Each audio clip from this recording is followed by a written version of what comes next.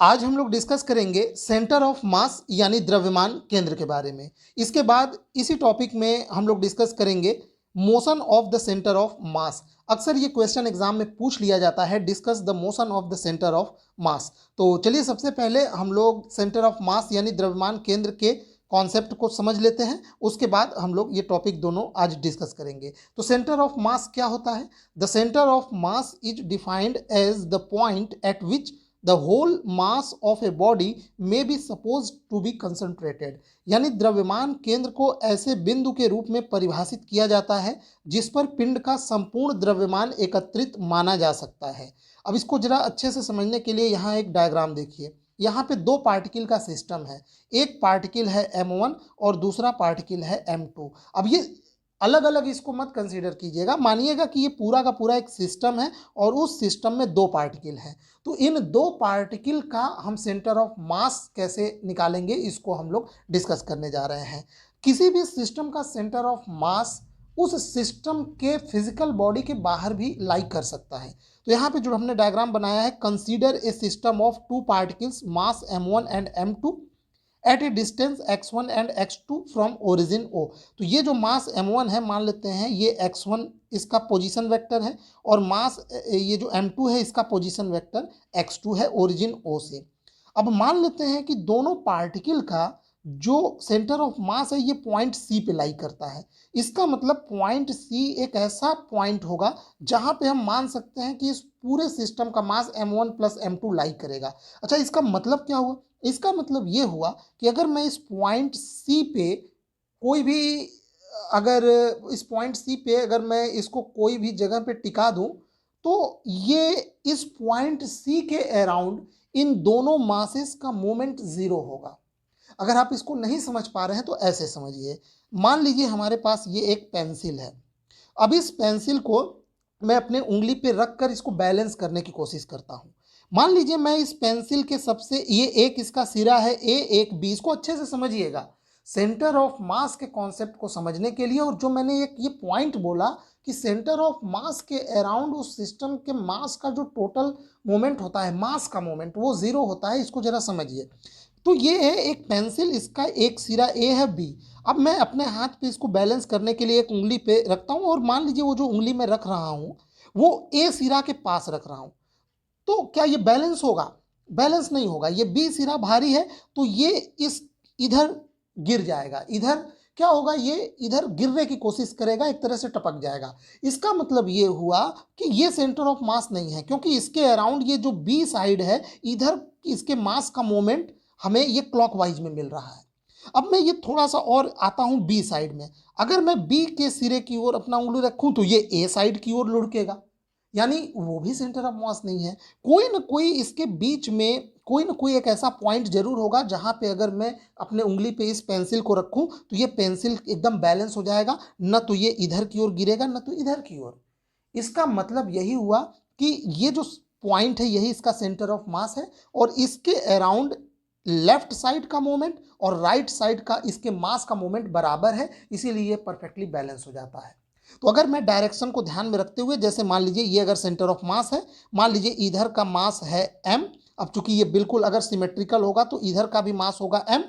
आधा आधा पेंसिल का मास मान लेता हूं और मान लेते हैं इधर से इसकी दूरी अगर मैं मान लेता हूं x, तो इधर से भी इसकी दूरी होगी x। तो इसका मोमेंट निकालेंगे तो आएगा एक साइड का m इंटू एक्स, अब प्लस दूसरे साइड का निकालेंगे तो m इंटू माइनस एक्स, क्योंकि एक अगर आप इधर मान लीजिए राइट साइड में पॉजिटिव लेते हैं तो ये वाला x लेफ्ट साइड में नेगेटिव होगा। तो m into x plus m into minus x, इसको जोड़ेंगे तो जीरो आएगा।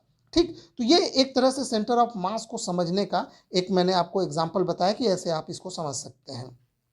हाँ, ये स्टेटमेंट जरूर याद रखिएगा, सेंटर ऑफ मास के अराउंड टोटल मास का जो मोमेंट होता है वो जीरो होता है। अब यहाँ पे इस डायग्राम को समझें। अच्छा ठीक है, तो ये C क्या है? हमारा सेंटर ऑफ मास है, तो यहाँ पे total mass m1 plus m2 यहाँ पे होगा। अब इसका मान लेते हैं ओरिजिन से इसका पोजीशन वेक्टर है x सफिक्स में C।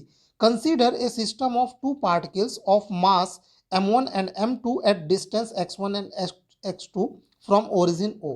C is the centre of mass of system eight a distance xc। अब यहाँ पे देखिए, अब यहाँ पे हम निकालते हैं तो ए एक्स मतलब ये पॉइंट C के अराउंड पहले हम लोग निकालते हैं इसका मोमेंट मास का, तो m1 plus m2 into x c plus बराबर equal to m1 x1 plus m2 x2, ये बराबर होगा। अब यहाँ पे एक्स सी यानी जो सेंटर ऑफ मास का कोऑर्डिनेट है इसको हम लोग निकाल सकते हैं। मान लेते हैं पूरे सिस्टम का mass capital M equal to m1 plus m2 है, तो यहाँ से ये एक्स सी का वैल्यू आ गया। अच्छा, अब यहाँ पे एक चीज, आप इस इक्वेशन को चाहे ऐसे याद रखिए चाहे ऐसे याद रखिए, कोई फर्क नहीं पड़ता है। एम हमने बता दिया total mass of the system है, ठीक है। अब मान लेते हैं एन पार्टिकल का सिस्टम है। Similarly if we have the system of N particles m1 m2 m3 and mn having coordinates x1 y1 z1 x2 y2 z2 and xn yn zn from the origin and c is the center of mass having coordinates x c y c z c, then the centre of mass C is given by X Y Z. तो ये 3D में आप उसी को generalise कर दीजिए, m1 x1 plus m2 x2 plus m3 x3। तो यहाँ पे ये हो गया, ये x कोऑर्डिनेट के लिए बटे m1 plus m2 plus m3। तो यहाँ पे हम इस पे समेसन लगा सकते हैं, समेसन mi इंटू एक्स आई बटे समेसन ऑफ mi। आई क्या है? नंबर ऑफ पार्टिकल्स जितने भी होंगे, i इक्वल टू 10 12 जितने भी पार्टिकल होंगे वो है, ठीक है। अब यहाँ पे समेसन एम आई टोटल सिस्टम का मास वो तो m ही होगा, कैपिटल M। तो ये x कोऑर्डिनेट के लिए हो गया। इसी तरह सेंटर ऑफ मास के y कोऑर्डिनेट के लिए और z कोऑर्डिनेट के लिए हम सिंपल जनरलाइज फॉर्मूला निकाल लेंगे, जो कि कोई बहुत बड़ी बात नहीं है। तो यहाँ पे जो सेंटर ऑफ मास हुआ उसका कोऑर्डिनेट क्या हो गया? X C Y C Z C. अब हम इसका पोजीशन वेक्टर बना लेते हैं, तो R C is equal to 3 dimension में X C I cap plus Y C J cap plus Z C K cap. चलिए इसी को हम पुट कर देते हैं। तो जैसे ही हम लोग ये वैल्यू पुट करेंगे, ये चूंकि 1/m सब में कॉमन है, बाहर निकाल लीजिए, और ये देखिए यहाँ पे ये summation of M I into R I हो जाएगा, ठीक है। अगर मान लीजिए जो सिस्टम का जो मास है उसका डिस्ट्रीब्यूशन कॉन्टिन्यूअस हो, जैसे वहाँ पे हमने दो मास लिया m1 m2, ठीक है। ये m1 m2 दो अलग अलग मास थे। हम कोई ऐसा सिस्टम लेते हैं जहाँ पे मास का डिस्ट्रीब्यूशन कॉन्टिन्यूअस हो, यानी कोई एक बड़ा सा रॉड ले लेते हैं, पेंसिल वाला ही एग्जांपल ले लीजिए, तो उसमें मास किसी दो पॉइंट पे नहीं है, वो पूरे बॉडी में डिस्ट्रीब्यूटेड है। तो ऐसे में ये फॉर्मूला थोड़ा सा मॉडिफाई हो जाता है और समेसन इंटीग्रेशन में चेंज हो जाता है और आर इंटू ये dm हो जाएगा। ये कंटिन्यूअस मास डिस्ट्रीब्यूशन के लिए ये फॉर्मूला मॉडिफाई हो जाएगा, ठीक है। अब हम लोग एक टॉपिक पे आते हैं, motion of the centre of mass. Centre of मास का मोशन हम लोग पढ़ते हैं। यहाँ पे एक सिस्टम है, मान लीजिए ये सिस्टम है, और इस सिस्टम के कई मासेस से मिलके बना है, जैसे m1 हो गया, m2 हो गया, m3 हो गया, m4 हो गया, इसी प्रकार ढेर सारे मास हैं। मान लेते हैं n मास है, तो यहाँ पे ये mn हो गया। मान लेते हैं इस सिस्टम में जो ये m1 m2 मासेस हैं उनका position vector r1 r2 r3 and rn इसी तरह है। अब इस सिस्टम का एक सेंटर ऑफ मास होगा, मान लेते हैं वो यहाँ पे है, और वहाँ पे सिस्टम का पूरा मास लाई करेगा कैपिटल M, और उस सेंटर ऑफ मास का पोजीशन वेक्टर हम आर सी वेक्टर मान लेते हैं। डायग्राम समझ में आ गया? लैंग्वेज देख लीजिए। Consider a system of n particles of masses m1 m2 m3 and mn having position vectors r1 r2 r3 and rn। rc is the position vector of the centre of mass. Capital M क्या है? System का total mass है, m1 plus m2 plus mn तक जाएगा। Same वही वाला formula जो हमने डिराइव किया था दो पार्टिकल के लिए, उसी को हम लोग जनरल फॉर्मूला यहाँ पे लिख देंगे। तो m into R C equal to m1 r1 plus m2 r2 plus and so on mn rn, ये फॉर्मूला हो जाएगा। तो यहाँ से आर सी की वैल्यू हम यहाँ पे निकाल लेंगे। अब चूंकि ये सेंटर ऑफ मास का पोजीशन वेक्टर है, हमें सेंटर ऑफ मास का मोशन डिस्कस करना है।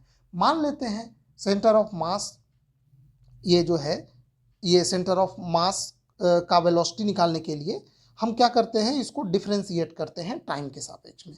तो इस इक्वेशन को differentiating with respect to time t, तो यहाँ पे dRc/dt 1/m बाहर आ जाएगा। m1 m2 ये मासेस हैं, कांस्टेंट है, तो dr1/dt dr2/dt ऐसे हमने ये डिफ्रेंशिएट किया। अब आप जान रहे हैं dr1/dt क्या है? m1 मास का वेलोसिटी। dr2/dt क्या है? m2 मास का वेलोसिटी। drn/dt ये mn मास का वेलोसिटी। अब यहाँ पे ये जो dRc/dt है ये क्या है? ये सेंटर ऑफ मास की वेलोसिटी है। तो यही हमने यहाँ पे मेंशन कर दिया, vc equal to velocity of centre of mass and v1 v2 vn are the velocity of particles of masses m1 m2 mn। ये वो मासेस हैं जो मिलके उस सिस्टम को बनाए हुए हैं। हम लोग एक्सेलरेशन निकालते हैं। अगेन ये जो वेलोसिटी का इक्वेशन आया है, इसी को हम एक बार और टाइम के रिस्पेक्ट में डिफ्रेंशिएट करेंगे तो हमको एक्सेलरेशन मिल जाएगा। तो चलिए डी vc/dt इधर वाला ये करेंगे dvc/dt, तो यही हो जाएगा एक्सेलरेशन, जिसको मैंने लिख दिया है यहाँ पे। देखिए ये dvc/dt equal to one by M वो तो कॉमन हो जाएगा, बाकी m1 ये dv1/dt प्लस m2 dv2/dt ये हो गया। अब ये dv1/dt m1 पार्टिकल का एक्सेलरेशन, dv2/dt m2 का, इसी प्रकार dvn/dt an पार्टिकल का एक्सेलरेशन हो गया। क्लियर, एन पार्टिकल का, एनवे पार्टिकल का एक्सेलरेशन, और ये dvc/dt क्या हो गया, ऐसे ये सेंटर ऑफ मास का एक्सेलरेशन हो गया। और ये हमने मेंशन भी कर दिया, where is equal to acceleration of centre of mass and a1 a2 an is the acceleration of the particle m1 m2 mn। अब हम लोग क्या करते हैं, ये जो आप इक्वेशन देख रहे हैं इसी में हम m का इधर मल्टीप्लाई जरा कर देते हैं, उसी इक्वेशन को जरा सा रीअरेंज करेंगे। तो ये केवल रीअरेंज किया गया है, कुछ है नहीं। तो m इंटू ए सी, आप जानते हैं m1 a1 क्या है, ये न्यूटन्स के सेकेंड लॉ से आता है, ये फोर्स F1, ये F2 F3 Fn, ये फोर्स होता है। ये फोर्सेस क्या है, force F1 F2 and Fn are taken as the external forces only because due to Newton's third law internal forces between particles are cancelled out, so these internal forces play no role in the motion of center of mass। इसका मतलब आप लोग समझ रहे हैं, इसका मतलब ये हुआ कि ये जो F1 F2 यानी एक पार्टिकल वन के द्वारा सेकेंड पे लगने वाला बल, सेकेंड के द्वारा फर्स्ट पे लगने वाला बल, जो ये आपस में इनका इंटरेक्शन होगा न्यूटन्स थर्ड लॉ के अकॉर्डिंग, इन पार्टिकल का आपस में इंटरेक्शन जो होगा वो न्यूटन्स थर्ड लॉ पे एक्शन रिएक्शन का जब आप लॉ लगाएंगे तो वो नेट में कैंसिल आउट हो जाएगा। यानी इसको अच्छे से समझिए, ये कहना ये चाहता है कि अगर किसी पार्टिकल का सेंटर ऑफ मास मोशन में है तो जरूर उस पर कोई एक्सटर्नल बल लग रहा होगा, क्योंकि ये जो इन पार्टिकल्स के कारण आपस में इंटरनल फोर्स होगा वो अपने आप को कैंसिल आउट कर लेगा। कभी भी एक सिस्टम के अंदर खुद के इंटरनल फोर्स के द्वारा सेंटर ऑफ मास मोशन में नहीं होता। अब इसका अब नहीं समझ पा रहे हैं तो एक एग्जांपल मैं बताता हूं। मान लीजिए एक गैस सिलेंडर है। अब आप लोग गैस सिलेंडर सभी लोग जानते हैं, इस गैस सिलेंडर के अंदर ढेर सारे पार्टिकल्स हैं, ढेर सारे पार्टिकल्स हैं, वही m1 m2 m3 and so, और ये सारे पार्टिकल्स लगातार गति की अवस्था में है, लगातार मोशन कर रहे हैं। अच्छे से समझिएगा, लगातार मोशन कर रहे हैं। तो अगर ये सारे पार्टिकल मोशन कर रहे हैं तो ये सिलेंडर नेट में तो मोशन नहीं कर रहा है ना। सिलेंडर अगर रखा हुआ है और बाहर से सिलेंडर के ऊपर कोई फोर्स नहीं लगाया जा रहा है तो इसके अंदर के जो पार्टिकल आपस में मोशन करके एक दूसरे के ऊपर बल लगा रहे हैं, टकरा रहे हैं, उसके कारण तो इस पूरे सिस्टम का सेंटर ऑफ मास मोशन नहीं कर रहा है। अगर ऐसा होता तो ये सिलेंडर अपने आप रखे ये एक जगह से दूसरे जगह लुढ़क जाता। बात समझ रहे हैं कि नहीं? कहने का मतलब हुआ कि ये सिस्टम के अंदर जो पार्टिकल हैं वो आपस में भले ही फोर्स लगा रहे हो लेकिन नेट में रिजल्टेंट फोर्स इनका इंटरनल जीरो होगा। यानी अगर बाहर से फोर्स न लगाया जाए तो ये पूरा का पूरा जो सिलेंडर है, इस सिलेंडर का सेंटर ऑफ मास स्थिर होगा, मोशन में नहीं होगा, जो कि हमें नॉर्मली देखने को भी मिलता है। अब अगर ये सिलेंडर लुढ़क रहा है या एक जगह से दूसरे जगह मोशन कर रहा है तो वो इन इंटरनल फोर्स के कारण नहीं होगा, जरूर बाहर से कोई एक्सटर्नल फोर्स लगाया गया होगा, तभी इस सिस्टम का सेंटर ऑफ मास मोशन करेगा। ये पूरा इसका मतलब है। यही बात यहाँ पे बोला जा रहा है कि अगर सेंटर ऑफ मास मोशन में है, सेंटर ऑफ मास पे कोई नेट में फोर्स हमें दिखाई दे रहा है तो वो नेट जो फोर्स होगा वो जरूर एक्सटर्नल फोर्स होगा, तभी उस सिस्टम का सेंटर ऑफ मास मोशन में होगा, गति में होगा। अन्यथा अगर बाहर से कोई एक्सटर्नल फोर्स नहीं लगाया जा रहा है तो किसी भी सिस्टम का सेंटर ऑफ मास मोशन में नहीं होगा। क्लियर? यही चीज यहाँ पे ये बताया गया है, क्योंकि इंटरनल इंटरेक्शन से न्यूटन्स थर्ड लॉ लगाएंगे तो एक्शन रिएक्शन से वो कैंसिल आउट हो जाएगा। यही यहाँ पे देखिए, if no external force is applied, यानी ये जो F1 F2 F3 थी ये जरूर एक्सटर्नल फोर्स होंगे। अगर एक्सटर्नल फोर्स अप्लाई नहीं किया जा रहा है तो F एक्सटर्नल जीरो होगा, तो M इंटू ए सी जीरो होगा, यानी M तो जीरो हो नहीं सकता, तो AC यानी सेंटर ऑफ मास का एक्सेलरेशन जीरो होगा। सेंटर ऑफ मास का एक्सेलरेशन अगर जीरो हुआ तो ये एक्सेलरेशन को dvc/dt लिख सकते हैं, ये जीरो होगा। अब अगर किसी भी क्वांटिटी का डिफरेंशिएशन जीरो है तो जरूर वो क्वांटिटी क्या होगा, कांस्टेंट होगा या तो जीरो होगा, यानी सेंटर ऑफ मास का वेलोसिटी कांस्टेंट होगा या जीरो होगा, तभी ये कंडीशन एप्लीकेबल होगा। समझ पा रहे हैं नहीं ये चीज? ये dvc/dt मतलब क्या हुआ कि वेलोसिटी में टाइम के साथ होने वाला चेंज जीरो है, तो इसका मतलब वो या तो वो वेलोसिटी ही जीरो है या तो वो वेलोसिटी कांस्टेंट है, तभी तो कांस्टेंट का डिफरेंशिएशन जीरो होगा और जीरो का डिफरेंशिएशन भी जीरो होगा। यानी ये कांस्टेंट होगा या तो जीरो भी कर सकते हैं। So if external force is absent then the velocity of centre of mass will remain constant. यही आपको शो करना था कि यदि किसी सिस्टम पे जो कि पार्टिकल्स का सिस्टम है उस पे बाहर से अगर कोई फोर्स नहीं लग रहा है तो उस सिस्टम का जो उस सिस्टम के सेंटर ऑफ मास का वेलोसिटी भी क्या होगा, कांस्टेंट होगा। यही आपको इसमें शो करना होता है। ठीक, तो ये आज हमने ये सेंटर ऑफ मास के बारे में अच्छे से समझा, पढ़ा। उम्मीद करता हूँ आपको ये अच्छा लगेगा। बीएससी फर्स्ट सेमेस्टर फिजिक्स का हम लोग सिलेबस कवर कर रहे हैं। ये सारे वीडियोस आपको पूरा यूनिट वाइज हमारे चैनल के प्लेलिस्ट पे मिल जाएंगे।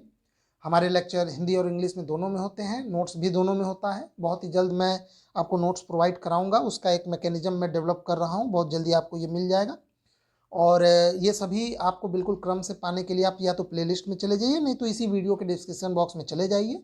जो बीएससी का जो पूरा टोटल 8 यूनिट होता है, 8 यूनिट का वहाँ पे प्लेलिस्ट मिल जाएगा, लिंक आपको मिल जाएगा। ठीक है, तो उम्मीद करता हूँ आपको ये सेगमेंट पसंद आया होगा। वीडियो देखने के लिए आपका बहुत बहुत धन्यवाद।